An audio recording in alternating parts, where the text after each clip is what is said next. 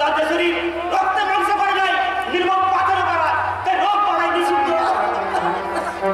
মোহাম্মদ, তুমি ক্লান্ত হয়ে পড়েছো, তুমি কিছুক্ষণ এদিক ওইদিক থেকে ঘুরে এসো। হেকিম সাহেবকে আর দাওয়া দিয়ে যায়নি।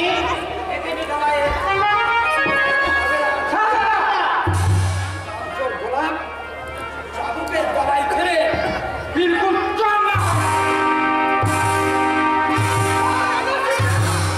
এই অসুস্থ মানুষটাকে আপনি চাবুক মারতে পারলেন? গোলামের মতো থাকবে। গোলাম হলো এরা মানুষ।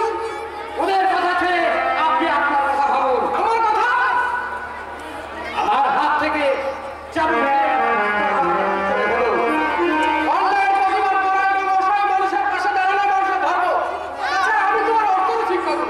আপনি ভুলে যাবেন না, আপনি একজন বেতনভোগী কর্মচারী।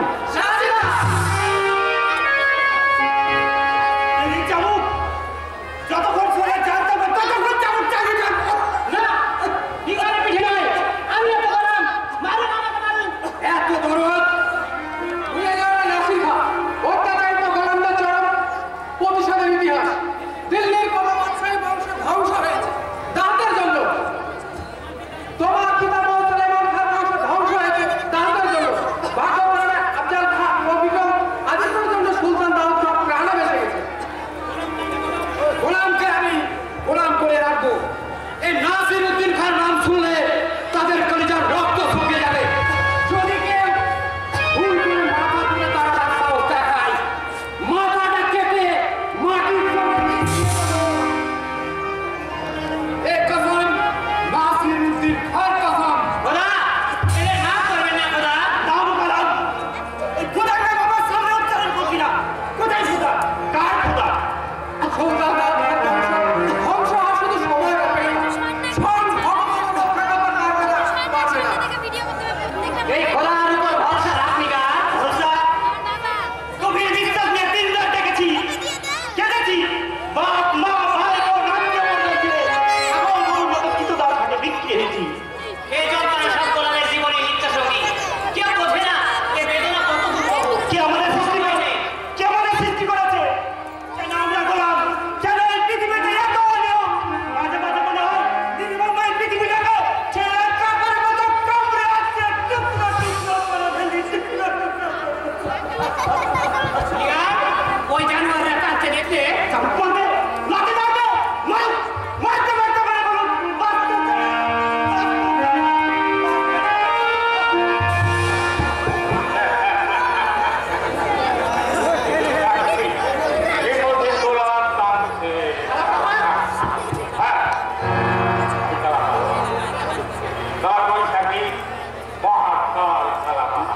চল নিগা।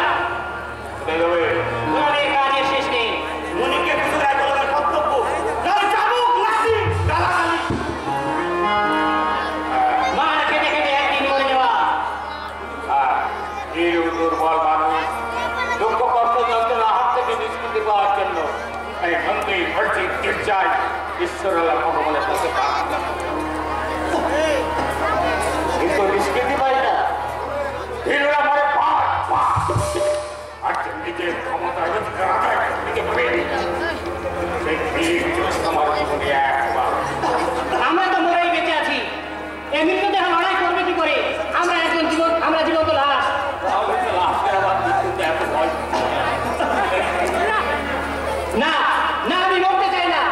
জীবন্ত লাশ হয়ে এই পৃথিবীতে বেঁচে থাকতে চাই। ঘৃণাময়ী ভালোবাসা ভেবে অন্ধকারের মধ্যে ক্ষুদ্র জনাতি হয়ে কাপুরুষ হচ্ছাই না, জানে না যে প্রত্যাঘাত না দিলে পৃথিবী কাউকে বাঁচতে দেবে না। আমি প্রতিশোধ চাই, বদলা, বদলা, বদলা।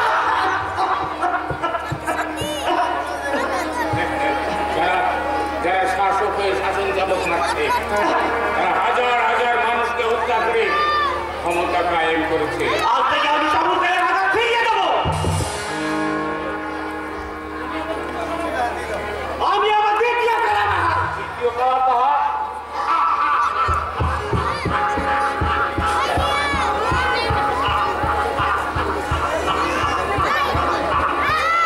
তোমার চারিদিকে শত্রু।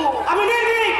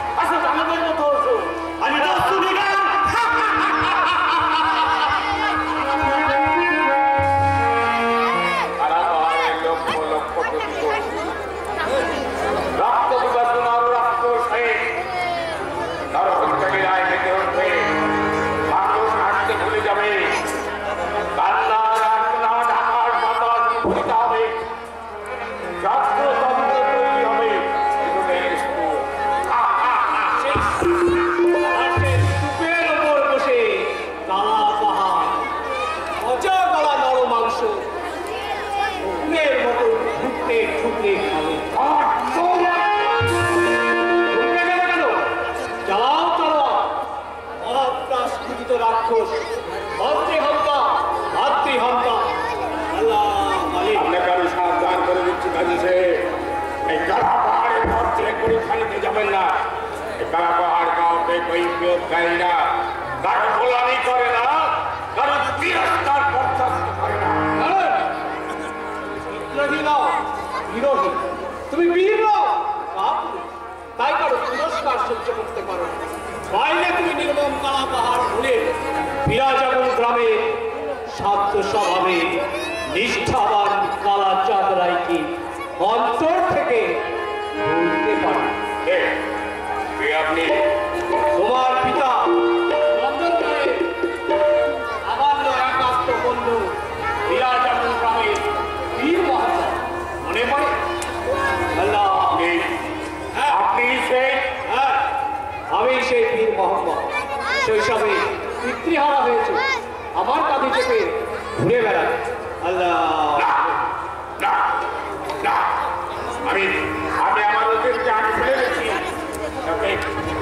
আমি নতুন করে আর সেদিন আলোচনা করতে চাই না। কালা পাহাড়ের পৃথিবীতে একটা জীবন্ত অভিশাপ। হ্যাঁ, এই কালা পাহাড় একটা জীবন্ত অভিশাপ। যারা আমার দুঃখকে ধ্বংস করেছে, আমার আশা আকাঙ্ক্ষাকে ছাড় করেছে, সেই সমাজকে আমি ছাড় করে দেবো। আমার পরিচয় কোনো পরিচয় নেই, নেই কোনো জাতি, নেই কোনো ধর্ম, এই কালা পাহাড়ের ধর্ম ধ্বংস আর ধ্বংস। তুমি হাসছো না কাঁদছো? চারো আমি চারো এই কালা পাহাড়ের সামনে দাঁড়িয়ে চার বলে স্তব্ধতা করে দিতে, আর একবার ওই শব্দটা উচ্চারণ করলে আপনার যার জাতি ধর্ম নেই, বংশ পরিচয় নেই, জাহানের মানুষ তাকে চারো জীবনে চারে। আল্লাহ মালিক।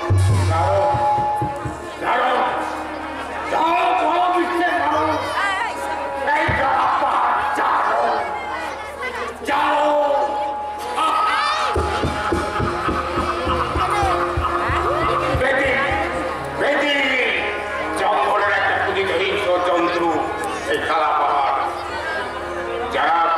যারা আমার পরিচয়কে ছাড়খাড় করে দিয়েছে, নির্মম কুটার আঘাতে আমার আশা আকাঙ্ক্ষাকে টুকরো